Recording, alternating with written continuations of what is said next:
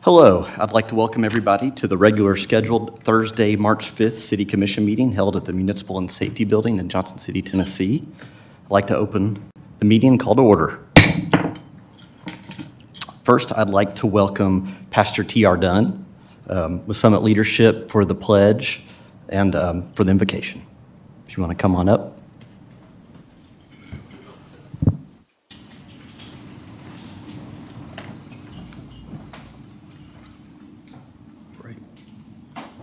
Let us pray. Father, we're so grateful for yet another day, a day we've never seen before. You told us to rejoice and be glad in that day. God, we realize that some people trust in horses, some trust in chariots, but God, we will trust in you. God, it's at this time that we come to you because our nation's at a standstill of what's going on. There's so much happening in our nation, Lord, and God, we pray for our leaders of our nation. We pray for the ones that are out there in combat and the ones that are just don't know which way to go. And God, that comes down to our own city government, Lord. We're praying for each and every commissioner that's here and represented tonight. God, that you would order their steps. God, we pray that you would lead and guide them into all things about you. Let them know who you are so that you will lead them, you will guide them. Let there be unity in this place tonight. God, we pray today, God, we come against anything that would try to come and disrupt or come against this meeting. God, this is ordained by you. God, I just pray that you would give our city the unity that it needs. No matter what, Republican, Democrat, Independent, whatever, God, we need you because we know you are in control of it all. And God, we just thank you and we bless you tonight. In Jesus' name, amen. I pledge allegiance to the flag of the United States of America and to the republic for which it stands, one nation, under God, indivisible, with liberty and justice for all.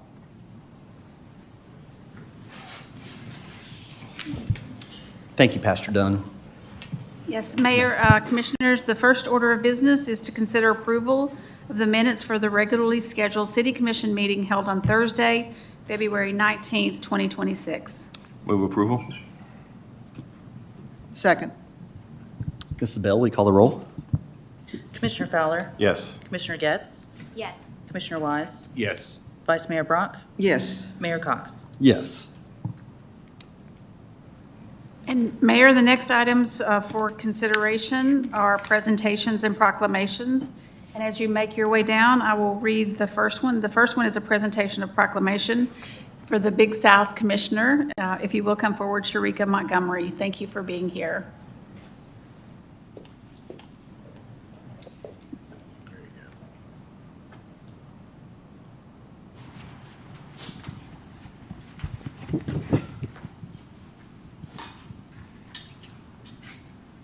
How are you? I'm doing well. Thank you for being in our community. We're so glad to have you, and I'd love to read this proclamation to you. So, whereas for more than 40 years, the Big South Conference has been an exemplary leader in college athletics dedicated to developing student athletes through the pursuit of excellence in the classroom, community, and field of play. And the Big South's remarkable history of achievement is characterized by the league's 19 championship sports and the profound academic and life success of its more than 3,200 student athletes. And whereas the league's growing presence as an NCAA Division I athletic conference is made evident by its multitude of athletic accomplishments, innovative marketing and media partnerships, increased television packages, and most importantly, its commitment to fostering the academic, personal, social, athletic, and leadership development of its students' athletes. And whereas the league's 9 member institutions, which share a common geographic region and similar academic values and purposes, have chosen Johnson City to host both its men and women's championships in 2025 and 2026. And whereas the championship events have created significant economic impacts to our city and our region. Now therefore I, Greg Cox, Mayor of the City of Johnson City, Tennessee, do hereby proclaim March 5th, 2026, Big South Championship Appreciations Day in Johnson City, Tennessee, and encourage all citizens to join me in this worthy observance. So glad you're here, and would you mind telling us a little bit about the tournament, hours, and what's going on, and when the finals is? First and foremost, thank you all so much just for this opportunity, not only to be here joined with the leaders of this great city, but for how this city has welcomed the Big South Conference, its 9 member institutions, its student athletes, as well as its fans from all over this country. We have felt welcome from the day we landed here, and we're so excited about what we have in store for this weekend and hopefully many years to come. As it relates to the upcoming weekend, we are over at the Freedom Hall Civic Center. We encourage you all to come over and join us. We have 2 remaining games today. We'll have 4 men's basketball games coming up on tomorrow. On Saturday, we'll have our semifinals on both the men and the women, and then we will have our finals on Sunday. While you can come out and join us, both will be broadcast. The men on ESPNU, as well as the women also on ESPNU. So we look forward to being able to celebrate our phenomenal student athletes and their achievement and hard work all year. Thank you.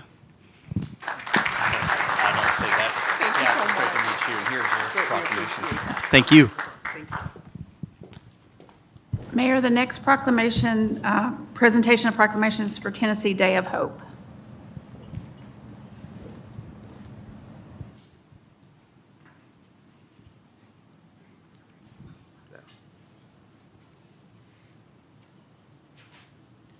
How are you doing? I'm doing very well. I'd love to read this proclamation to you. Whereas in Johnson City, where 82% of residents rates our community as an excellent place to live, we recognize that our collective strength lies in how we uplift our most vulnerable neighbors. And whereas hope is a central concept in East Tennessee's belief system, with over 200 faith-based communities in Johnson City actively serving as the first line of support for those reaching out for help. And whereas hope for healing is critical in Johnson City, where a number of organizations and services work to ensure that suffering does not lead to isolation or suicidal thoughts. And whereas those living with substance use disorders are in dire need of hope in a region that has historically faced the state's highest opioid consumption rates, including the 65 neighbors lost to overdose in Washington County in 2024, reminding us that stigma must be replaced by support. And community-based programs such as Johnson City Recovery Center, Insight Alliance, Families Free, and recovery resources creatively meet needs while instilling hope through peer-led recovery and evidence-based approach. And the power of hope for a better tomorrow is changing lives across Johnson City, from the halls of ETSU's Addiction Science Center to local recovery meetings, renewing our community one person at a time. Now, therefore, I, Greg Cox, Mayor of the City of Johnson City, Tennessee, do hereby proclaim March 10th, 2026 as Tennessee Days of Hope in Johnson City, Tennessee. Encourage all citizens to join me in this worthy observance. So thank for everything you do, and I'd love for you to say a few things about your organization. Thank you. Hi, I'm Jennifer Bervin. I'm with Insight Alliance. We are the Substance Abuse Prevention Coalition for Washington County. I think that hope is something that all of us could use, but there's some of us among us that need it more than others. We encourage you as individuals or in your place of work, depending on what you do, to reflect on March 10th. Well, reflect every day, but the governor designated the Day of Hope back in 2020 so that we would take a specific moment to pause and recognize both what we do as individuals and organizations and what others do in the community to help create hope. I see people from the schools, law enforcement, even, folks with the city. No matter what you do, you have an opportunity to inspire hope and to give it to those who need it. So next week on the 10th, we hope that you'll take a moment to reflect on what hope means to you. Thanks so much, Jennifer, for being here.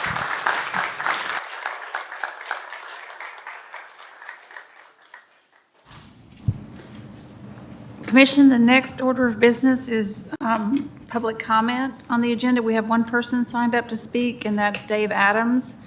Dave has signed up to speak on item number 8.1. Mr. Adams, can you come up to the podium and state your name?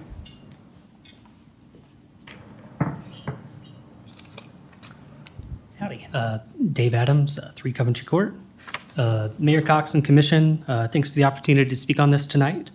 I'm speaking neutral today on this specific rezoning request, but I believe this is the right moment to raise a yellow flag on transparency and direction of development in this corridor as it pertains to Horizon 2045. It's very likely that there's context I've missed along the way, but that presents a learning opportunity. I hope this encourages increased discussion and alignment regarding implementation and understanding of our plans here and elsewhere. On our future land use map, the entire collection of undeveloped lots in the rectangle between Avonlea and the interstate are designated as compact residential to encourage housing and walkable business. To the south is fully developed compact residential, sandwiched on both directions of People Streets. The land is mixed use. These lots were marked compact residential for a reason, and I'm concerned that we may have slowly boiled a frog with a material shift towards commercial, losing that reason along the way. The first rezoning request, approved in January, rezoned 1 lot for a hotel. The Horizon Plan's compact residential designation was acknowledged, and we kind of made hotel fit using a lodging-ish definition to justify the change without modifying the map. The second rezoning request before you today is for a restaurant on the side of the road that's not walkable. The third and fourth remaining lots are already zoned as planned business. I'm not here to argue if a restaurant on this lot is a good or bad idea. In absence of the flum, it makes sense incrementally with the actions we've already taken. However, in aggregate, the compact residential designation has seemed intended to address housing pressures, and I believe there was public input in support of that designation during the planning process just last year. I'm concerned that we're meaningfully deviating from this plan. The flum has not been modified, but we seem to have silently erased an entire node from compact residential planning. I believe if the intent was for this to be fully commercial, those lots would have been designated under mixed use like the other ones in the sections around it. With that said, I bring 2 broad questions to the Commission tonight as you consider this zoning request and others going forward. Number 1, are we keeping housing needs at the forefront of these discussions? And number 2, are we following the intent of the Horizon 2045 plan in considering this series of requests in this area? And if not, should we modify the Horizon plan to accurately depict the intent for this area? I want to make sure that the public can rely on the long-term planning vision that was articulated last year, and so I thank you for your time and deliberations. Thanks, Mr. Adams. And as that item comes up for discussion, we may have some of those questions, so thank you. Commission, the next order of business is consideration of the consent agenda. I'm going to start to my right, see if there's anything that anyone would like to pull. Dr. Fowler? I don't have anything. Thanks. Vice Mayor Brock? Go on the other side and come back to me. That's good. Commissioner Getz? 6.3.2, please.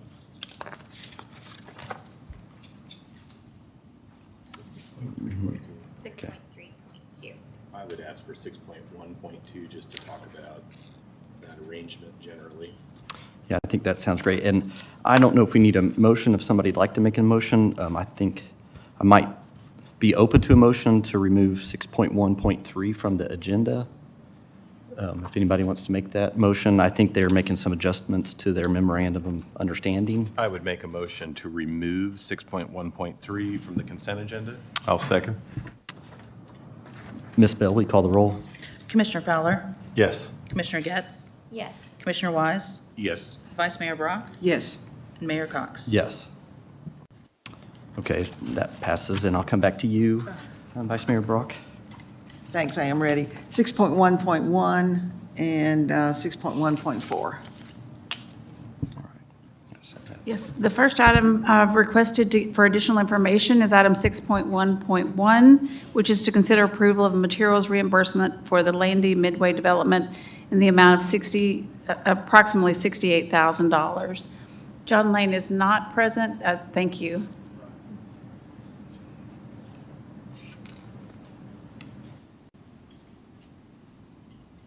My question is not real in-depth about the project itself. I'm very familiar with materials reimbursement, but I noticed that sales tax is backed off from the materials purchased by the builder.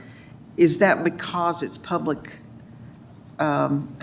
because it goes in public right-of-way at some point in time, but I just didn't know why we didn't charge the sales tax. It was on the invoice, backed out. I don't know the answer to that. I think that's the case. I know we don't pay sales tax on materials that we purchase, and I think that's why, but I don't know the exact answer to that. We're happy to get you that information, but it's always been under our understanding that we've never reimbursed sales tax because the city doesn't pay sales tax Right. in the state of Tennessee. And, yeah, I don't think they're allowed to. I think the developer potentially can even go back to the manufacturer and deal with it at that time. Thank you. That's good. The next item requested additional information on is to consider approval of the memorandum of understanding and payment installation agreement with Boyd Sports LLC for improvements at the city-owned TVA Credit Union Ballpark. Good evening, Mayor, Vice Mayor, Commissioners, Ms. Ball. I'm Steve Willis, Deputy City Manager. This MOU before you this evening is an agreement with Boyd Sports to replace the netting at TVA Ballpark, as well as some of the pole structures that actually hold the netting up. We began discussions with Boyd about this project actually last year, but for a variety of reasons, we weren't able to get it accomplished, so we moved it forward into this calendar year. Boyd will be paying the full amount of the project, which is $117,665. The city will then contribute half of that project, which is $58,832, over 2 payment installments, the first of which will be December of 2026, and the second will be in December of 2027. The netting is in disrepair and is in need of replacement from a safety perspective, so we feel like this is a good arrangement. Boyd has been a great partner to work with, and obviously with them paying all the cost up front, it works out really well for us from a budgetary standpoint. And this is not the first time Boyd Sports has made an investment in the facility there. Could you kind of detail some other historic examples? Sure, the turf is another example. That's the most recent one, whereby the city contributed half of the project, Boyd contributed half of the project, but they paid the entire amount up front, and then we paid back over time. And that's actually happened on 2 different occasions. Obviously, the Science Hill team plays there, so this will be an enhancement to the park for all users, not just for the Doughboys during the summer. Will the netting be higher now? It will actually meet the standard, Okay. Vice Mayor. Very good. As you probably are well aware, it currently does not, and it will actually extend further down the first and third baselines. Boyd Sports has been a great partner, you know, in the ballpark, and it has gone from a kind of a neighborhood ballpark almost to really best in class around here. And so we thank them for their investment, because they've made other investments in areas that, you know, a lot of people wouldn't even see, like the field house and the concessions and all that. So it's very nice. It's a beautiful place in there. I'll be happy to answer any other questions you may have. Okay. Thank you. The next item for some additional follow-up on is item 6.1.4, which is to consider approval to apply for a local parks and recreation fund grant through the Tennessee Department of Outdoor Recreation for the replacement of field lighting at a neighborhood park at Arrowwood Mashburn Field. And just before Dr. Darden starts with answering questions, I would just say this is one that we identified as a capital need at your retreat. And so this was a project that we knew that the parts were no longer available for, and I think Dr. Darden has found some grant money that has the potential to help pay for that. So thank you for letting me That really say was that. behind my question here, knowing the answer to this, but just thanks for y'all finding other sources of funding, because the lights over there needed to be replaced for quite some time, haven't they? Yes, they are at the end of their lifespan. So the lights that are currently installed, to the best of our knowledge, were installed in the 70s when the field was established. So they are no longer in manufacture. The light bulbs are hard to find, and they are hard to replace, and they don't have a very long life. So we want to continue to support the field play. That's a Johnson City National Major Little League field, one of 4. They see a lot of field play in the spring, a lot of evening and nighttime play, so we want to continue that legacy. And this is an amazing grant through the Office of Outdoor Recreation at the state that allows us to really leverage our dollars and make an impact. Now, would these be replaced by LED lights and those lights that shine straight down and will kind of help the neighborhood as well? Yes, Vice Mayor Brock, I have learned about baseball field lighting, not an area I had any knowledge in. And I learned how important it is for just play, that the players can see the ball. I know we're talking little kids, but that experience matters. It's so the parents in the stands can see their kid hit a home run. It's just to have a really well-run program there. Right. Well, thank you very much for the extra effort that you put in on this. And when will it be completed? Great question. So the LPRF grant timelines are a 2 to 3 year timeline from the project, the grant completion to finalizing out the project. We want to minimize the impact to their season. Baseball has a very generous season, so we don't have a construction timeline identified. We do know that if we are awarded the grant, that the earliest construction could start would be in Q2 or Q3 of the following year. And we have community input coming up too for folks to talk about. So we have a bit of a projected timeline that can be viewed at that point. Will this include the poles, new poles? It would include new poles. We currently have wood poles, and the standard for LED is metal. Good. Thank you very much. Yeah, thank you. Thanks, Dr. Darden, so much. The next item for some questions on is item 6.3.2. Commissioners, did I miss any item? 6.3.2, is that which Okay. one? So this is the OpenGov Services, the ERP tax and revenue software renewal. Yeah, I'd be happy to answer any questions you have. Thank you. I just wanted to know a little bit about our relationship with this vendor. I know that we have utilized them before. Are we pleased? Have we done measures of security? Just would love to know a little bit more as we enter another partnership with them. Yeah, so, sorry about that. We will be migrating away from them in a couple years. We have to do the utility billing software first, and then we'll be migrating to that solution for our property tax and our business licenses. But that's about 18 months out, hence the renewal. So we're pleased with that relationship currently. It's It's meeting our needs. needs right Security now. is It's meeting our needs right okay. now. But yeah, there are plans to replace them in a couple years. Okay. Yeah. Does that help? And just for the record, this is David Eidson, our IT director. Yeah. So he's answering the questions about IT. Well, that it? Anybody else? Thanks for everything you do. And Thank you. just, I learned a concept a couple weeks ago with Cooper at a meeting with some mayors of our technology debt, and just kind of the technology that we have available that we're not taking advantage of. And I know the building department's looking at some different software portals. I know we had one today that came up in budget. And so as these things get renewed, sure it'd be nice if these things could live under one umbrella at the city. So Yeah, let me make a correction on the OpenGov. So I wonder if that's pertaining to the CityView project. So OpenGov bought iGov, and that's their particular business that we're going to be moving to into the utility billing. Does that help? So they purchased or acquired this product. We are going to be. They're another acquisition by Okay. OpenGov. Yeah, Okay. Yeah. Yeah. Does that Okay. help? And that would talk to these additional programs. Yeah, OpenGov has a whole suite of different things, Okay. a whole ERP suite of things. The only things we use are their property tax and their business licenses. Okay, thank you. Yep. thank you. Anything else? Okay.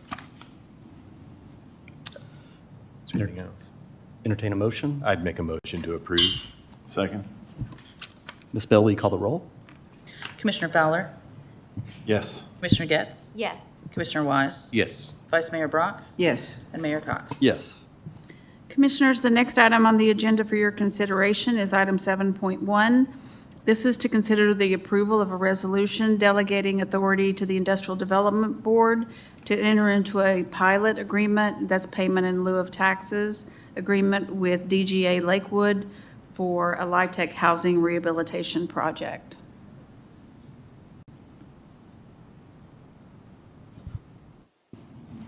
Good evening, Mayor, Commissioners. I'm Alicia Summers, Assistant City Manager. We have tonight a request coming in from the Industrial Development Board of Johnson City to delegate authority to enter into this pilot agreement. And I'm going to provide you some information about what that pilot looks like. So this is a Section 8 housing project that was purchased by a new developer, and they'll be investing about $30 million and renovating 105 units. It's located on Swadley Road off of South Roan. It was originally built in 1978, and again, it's a Section 108 or Section 8 low-income housing project. It's a renovation and will include some additional handicap accessible units. And also 3 of those units will be audio or visually impaired provided for. They anticipate construction to be complete in April of 2027. There's also some additional amenities for this project. Those include free laundry facilities, free internet, a new child's playground, covered mailboxes, bike racks, a gazebo, and they're redoing their basketball court as well. So the developer is new to Johnson City. It's DGA Residential. They're out of Knoxville. They've done about 42 projects in the Southeast. 8 of those are Section 8 housing. So they're very familiar with this type of project. So the terms of the pilot is they'll freeze the property taxes at the 2025 rate. The term will be for 15 years. They'll have a 3% increase annually, and 2% will go to the IDB as a fee for review and monitoring their annual reports. Again, here's some property tax information based off of the 2023 cards with the land value, improvement value, and the assessed value. And this is a snapshot of what this pilot will look like and what those increases will look like each year for the term, the 15-year term.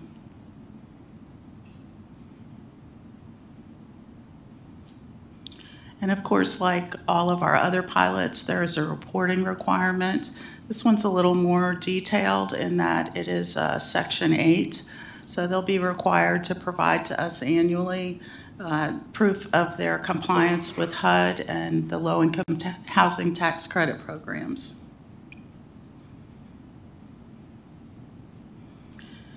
In the event they fail to provide us with that annual report for that particular year, they'll be required to pay 100% of the property taxes. And then, of course, we've talked about the benefits before of supporting these types of housing programs. They have a positive social impact on the residents, improved quality of life. They promote good physical and mental health, and they foster greater self-esteem with the residents. This also falls in line with your 2026 strategic plan with quality of place and economic vitality. And it also is in alignment with the Horizon 2045 plan. It supports Chapter 5, Strong Neighborhoods, and 2 of those policies within that section. So again, for your consideration this evening is a request to delegate authority to the Industrial Development Board of Johnson City to enter into a pilot agreement. And just as a note, the IDB met yesterday, and they approved this pilot pending approval by this board. Ms. Summers, just for the public, would you mind describing what the IDB board is, who it's made up of, and the role that they actually play in a project like this? Certainly. So the IDB is the Industrial Development Board, and their role is to facilitate programs for pilot programs, so incentive type programs. Pilot is a payment in lieu of tax, and they also can provide, can be the mechanism for doing tax increment financing. That board meets once a quarter. It is made up of, I believe there's someone in the real estate field, there's people in construction, just a variety. It's a 10-member board, and it requires 7 is the mandate from the state for that board, but there is 10 on that board. And it's a statutory board that has authority from the state of Tennessee. It certainly is. Okay. And this project is really to improve these apartments to a better standard so that people who will be living in them will have, almost new kind of accommodations with them. As you said, these were built in the early, a lot of things were built in the early 70s around here, but a lot of the property in that area has kind of run down and all. And this I think will be a real lift to that area that other units may follow suit. Yeah, I hope that as well. Yes, they'll be investing about $30 million. They were built in 1978. And as we've experienced in the past with other type projects like this, they completely gut those units and put energy efficient windows and appliances and HVAC units, all of that in there. It's also, just kind of as a side note, not that far away from Tapestry on Rhone. So, and we can see that from the interstate, and I'm sure we've all been by there. It's a beautiful, beautiful housing and residential units as well. I'd make a motion to approve. Second? Mrs. Bell, will you call the roll? Commissioner Fowler? Yes. Commissioner Getz? Yes. Commissioner Wise? Yes. Vice Mayor Brock? Yes. And Mayor Cox? Yes. Commissioners, the next order of business is item 8.1, ordinance number 4937-26. This is the first reading of this ordinance. It's ordinance for the rezoning of 2590 Peoples Street, R3 to MS1. Good evening, Mayor, Commissioners. My name is Whitney Hodges. I'm the Planning Manager in the Planning Division. And tonight you are seeing a rezoning that looks very similar to a rezoning that we did just a few months ago. The owner and an agent decided that they wanted to kind of also have the same kind of zoning designation. Where we are in the timeline is first reading. The public hearing for this will be April 2nd, followed by the third and final reading in April 16th. We had a neighborhood meeting where no one came to the neighborhood meeting, but we did have some public hearing comment at Planning Commission. I'll talk about that a little bit later. Just to orient yourself to Peoples Street, this is some images from Street View of where we are on Peoples Street, and then looking at the property, this is what it looks like. It's right next to the interstate. So you can see the interstate here, and the site is here. It's a relatively flat site. What they would like to do is accommodate a restaurant or anything in the MS1 district, any of those uses in MS1. And as has been mentioned before, there's planned business to the east and MS1 to the west, and there is R3 around it. The site plan, the concept plan, does meet the requirements. It is a 4,200 square foot building with 87 parking spaces. It has a joint use entrance here that was approved by the Planning Commission with the preliminary plat of these two lots. There is a condition, so with approval, we do need this condition with this because they haven't changed their plan, just to make allowances for that sewer easement with their stormwater so that they're not in conflict. It is vacant. There is water and sewer available, and the developer will be extending that. A traffic study will be required at the time of building permit. So if there is additional measures needed, that will be taken care of at that time. And there's a traffic stop about a half a mile away. And I think this will help. As far as the map, this is zoned or for the future land use plan as community residential. One of the reasons being is that because it is so close to, or it's compact residential, sorry, because it's so close to some neighborhoods, this sliver right here, we wanted to maintain, some of the decisions that we talked about were maintaining kind of a compact, at just a small scale through here, because there is a regional around it, so regional mixed use around it. So we wanted to kind of, because what's across the road, we didn't want regional mixed use creep, so to speak, that would creep into this area, potentially from having this a different zone.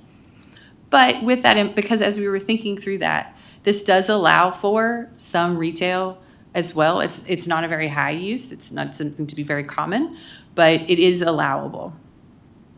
And so for that reason, staff would, the Horizon 2045, reasons to support this would be that it's a kind of still in that commercial corridor, because existing commercial is there, as well as it can facilitate just some uses along that corridor, being People Street. Staff recommends approval with conditions that the stormwater management area be adjusted, and Planning Commission recommended approval. There was a gentleman who spoke against the rezoning at Planning Commission due to site and traffic were his concerns. At the meeting, engineering did say that where that shared entrance is where they think the site distance is best.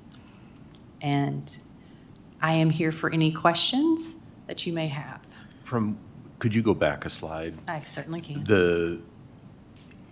The comments at the public hearing, do you have a sense of from what direction that person was viewing this project? Like, are they coming out of Town Acres or coming up? I think that just that hill in general is hard to see out of, because I think they actually talked about getting out of the dental office. Okay. And the current compact residential in the 2045, what are some examples of what that actually looks like in a built environment? I don't have the pictures of those. So the compact residential is intended for housing. I do understand that. It does have some limit, and so therefore it has very limitations when it comes to commercial activity. And so with these parcels, let me show them the map. With these parcels being constrained by the interstate and People Street, and what was already developed there, it would be very hard to continue a residential development along that interstate where the property is. And so with the limited amount, as far as pictures, I can bring this back for public hearing. That might be helpful. I guess my question is, when you think of compact residential, are you thinking like side-by-side townhomes? Or are you thinking about multi-story apartments? It can be, it's higher density than a single family. It's leaning more residential than non-residential. It will allow for multifamily, so it can allow it, so that's where if it's a towered condo, townhomes, but it allows for some more smaller lots and some compactness, it's in the word, but it would allow for additional density. Okay. Is the hotel adjacent to this property? It is. Okay. So then going back to the east, I guess, toward Kroger, that other way, does the property kind of widen out there so there is more room away from the interstate? Go back to the map. That if someone had a housing project or? This is right-of-way, I believe. Right, it's on a good map. Okay. This is right-of-way. The property is the same. The property adjacent is the same. Yeah, But the lots then going back toward Kroger there, they widen out a bit away from the interstate. So if somebody wanted to do a housing project there, those lots might be better suited. Oh, on this side? Yeah. Yes.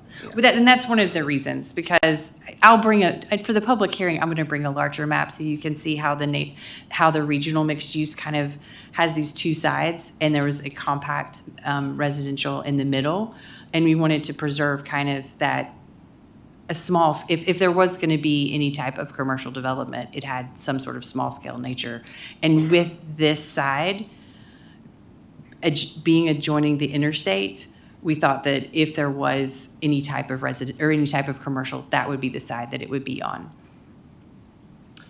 Well, and I'll just make a comment that back when I was on the planning commission, there was a lot more boxes that you filled in, and the land use plan now has your weighted averages and an ability to kind of say, all right, what's more appropriate, because this would never be an appropriate spot it's not the best spot for housing when you're on a busy road and a busy corridor between an interstate, and so it gives the ability to weight what's responsible in an area. So I love that tool that you put together, and I'm glad that you have it, and we can use that to make these decisions. So with that, is there any?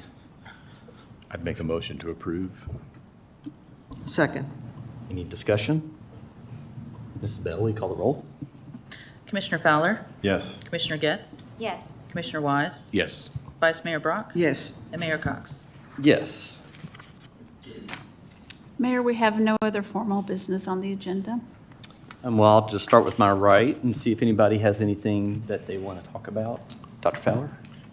I've noticed we might have some swimming people in the audience with the head coach and some of the school board members and some others here. So there's a long discussion that we've had, and we're going to have more about swimming pools in Johnson City. So the closing of the Freedom Hall pool is a safety thing right now with the way things are underneath the edge of the pool. So it's not that we want to close Freedom Hall pool, safety-wise, and the first estimate was from engineering that was $747,000 to kind of go in and correct some of what was gone, to put a Band-Aid on it for a little while. That was an estimate, not actually digging out and seeing what is down there. It could be $1.5 million. We don't know. So we're going to look into some other things further. I appreciate you being here. I was a swimmer. I've known Coach for 30 years, probably. Maybe more. Shh, you don't have to tell everybody. Seems like, but anyway, I'm the team physician for Science Hill, so I kind of want us to keep having a swimming team and a swimming pool for us. We're a large, almost 80,000 people in this town. We need a competitive swimming pool. So it's not that we don't want one. It's not that we're against swimming. It's not that we want to close this. It's just getting to the end of its life right now, and we're trying to figure out what to do. So don't be mad at us. We're trying to help, I promise. And I didn't know that this was going to be in the paper. I hadn't heard a whole lot about it. We talked about it back in August some, and it's come up a couple times. Then all of a sudden it's like, boom, we're closing at April something. I was like, well, that's a surprise to me too. So don't feel like we blindsided you, because we were sort of blindsided too. So we're working on it. We got a big basketball thing going on at Freedom Hall with the tournament that I'm taking care of that too. So the doctor over there, so I haven't been here for a lot of the day. I'm here, and I got to go back over to cover the end of one game and the last part for the Big South tournament. So if you can go, it's going to be on TV, yes, on Sunday, but it'd be nice to have some of our local people come and watch this really good basketball tournament this weekend. So if you can do that, that would be great. So thank you for coming, and we are interested. You didn't come for nothing. I know it wasn't on our agenda. I'm bringing it up because I can, and not that it was something we were going to formally talk about tonight, but I want to let you know we are talking about it. It's not a done deal with nothing else. So thank you for coming. So that's all I got. Mayor, if I may address the commission, please. We'd love that. We have for months been discussing the Freedom Hall pool. Yes, we have. And I'm very sorry that we have now gotten to the point where our employees' lives are in danger from going down and putting chemicals in that pool and flushing it out. And there was a decision made that we have discussed with the school district over the past several months about that pool. And I am a parent of an athlete, and I regret this, but I am not going to endanger an employee's life in order to be able to do this. And I will support the commission in whatever direction that you want to go, and you will have a staff that supports the direction that you want to go moving forward. But when I learned that there was imminent threat, and we're happy to show you those pictures underneath the pool that are available, we're happy to make those available to you. We waited till the end of the season in order to do that. So I want to say to the community, to you all, that I take full responsibility, and I still stand behind that and believe it was the right thing to do. So thank you for letting me speak, Mayor. And if I may, just on that thread, we have been talking about it for quite a while throughout 2025. I would encourage anyone who'd like to see the pictures of what is involved in getting to service that pool. You need to picture a metal ladder and a little hatch in the floor, and you send an employee down on that metal ladder underneath a pool that has been identified as substandard. And so every time that employee is down there flushing that pump or introducing chemicals into that system, there is a risk that if that pool were to fail, we would be pulling a body out from underneath that pool. And so that is a consideration that weighs very heavily. I will echo what Commissioner Fowler said in terms of the aquatic facilities or insufficiency of aquatic facilities. But I've spent the last 3 years playing about a game of what about and could have been and would have been and should have been. And the last thing I want to do is come into a time where we're having to explain why we're having a funeral for an employee because we turned a blind eye to a thing we knew to be a real risk. And so it is not something that anybody up here is taking any particular joy in. I've read all your emails, and I intend to respond to them when I get an opportunity. But no, this is not something that anybody here is arriving at with a cavalier disregard for its consequence on our community. And I'll echo that. I do think, I go back to graduating in 2001 from Science Hill. I remember hearing lots of discussion that the pool was not in great shape back then. And from my engineering background, if you aren't familiar with it, but there's been chlorine waters moving through that concrete plate for 50 years now. And the concrete is laced with steel, and steel rusts if you don't keep water off of it. And so I think it's just got to the point where the whole structure that is invisible underneath the concrete has completely hit its useful life. And it is a big unknown, and it makes the fix a big unknown. So even though there's a budget number out there, that has a lot of variables. And I know I was understood that there were some conversations with the school board, and you know, those still can happen on the school board side. I appreciate you guys being here too. And if you have an avenue that you can see fit works, it's from us as a commission standpoint, we have an aquatic study that has some wants. Understand the school system had some wants. I was always under the impression too that Freedom Hall didn't have adequate facilities for diving. And so is there an endless amount of money you want to put in a pool that still might be some standard? So if you guys have any ideas for that too, we'd be happy to listen. But right now, as Kathy said, I think it's a safety issue, and no matter what the decision to fund stuff later doesn't affect the immediate need to keep people safe that are in there working. So, but I'm glad that I wanted to acknowledge everybody for being here. We appreciate you coming, and we do hear everything. It's not anything that we want to talk about or do. This isn't a decision that has to do with anything other than there's an immediate need to get people out of the hole. And there's not a great solution for a facility that takes that long to put together. So anyways, I'll go ahead and make a couple comments on this and something else as well. Sometimes we're faced with things where there's no good answer, and versus what we want to do versus what the data is showing us. For me, I don't want to close this pool. It's been a part of this community for such a long time. But again, it was one of those things was built in the early 70s. And so, as the mayor says, the wear and tear, the chemicals, everything that's down below. And I'm not sure how many swimming pools are built like that. So you've got a cavern underneath it. I think there were a couple others in the city, like over at ETSU, and they closed that pool and filled it in. And then the one at Muncie, for some of you here who would remember that one, and I certainly swam in that one as well. So it's one of those things that I didn't realize the urgency of it from a safety standpoint until just recently. So I've kind of been grappling with that myself. And so certainly we have to defer to safety for sure. On the other hand, Freedom Hall is full of guests from out of town. So I don't know if you've had Education Day yet. That's coming on campus. You did have it. So you had a lot of the athletes come in to visit the schools, and they're very impressed with this area for sure. So thank y'all for hosting them, and hope you can make some of the games. It's kind of an exciting place. We need to get more spectators over there as well. The more we get into the weekend, the more crowds are going to show up there. But it's exciting that a conference like this has chosen Johnson City to be its tournament conference championships. And so it brings a lot of people into Johnson City, and we're glad about that. So thank y'all for making them feel welcome.